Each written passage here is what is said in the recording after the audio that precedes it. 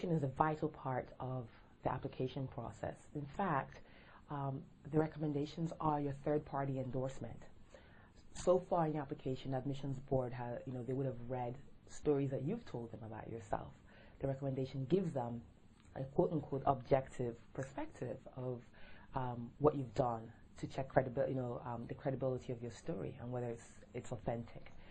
So what I tell applicants with regards to recommendations is you've got to choose a brand champion, someone who understands your brand, not a recommender, not just somebody who can write a letter for you, but somebody who gets you, understands your values, your objectives, what you're trying to do, and who you are. They've seen your experience, they've seen you grow and develop, and they're invested in you.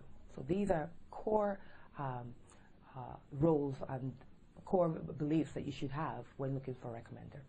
Now, how do you know who's a good recommender? There are 5 questions that I would say you should ask them, okay? If a recommender answers you with any one of these 5 responses, flee and find somebody else, okay? First, if they tell you, business school, why do you want to go to business school? That's not necessarily somebody who's going to be committed to your going to business school.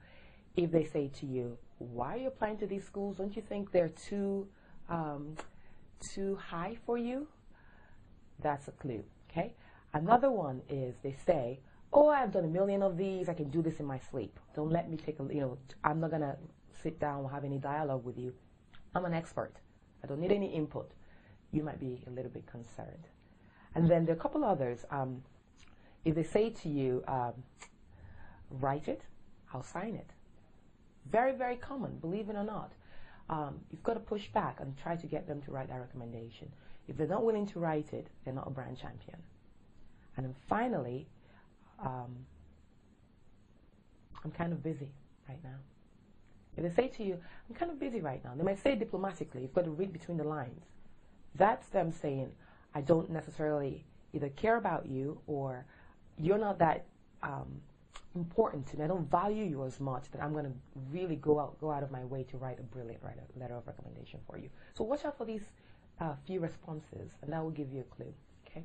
Now, as far as what you need to keep in mind as far as recommendations, there has to be someone who have supervised you, whether in a professional arena or outside of work, so they can attest to your leadership. At the end of the day, business schools are looking for leaders. They want people who have a track record of leading, creating change, managing people, even if they're very early in their career. So look for people who have examples. Don't opt for the big name, big title, MD, CEO of your firm who could barely remember your name, or the alumnus with whom you've worked just 4 years ago, and they don't have a lot of evidence to talk about. Look for people who really know you very well. Maybe they don't have an MBA or from a name brand school. Doesn't matter. The more specific examples they can share about the recommendation, the more likely your recommendation is going to resonate with the admissions board. So start early. Give them enough time.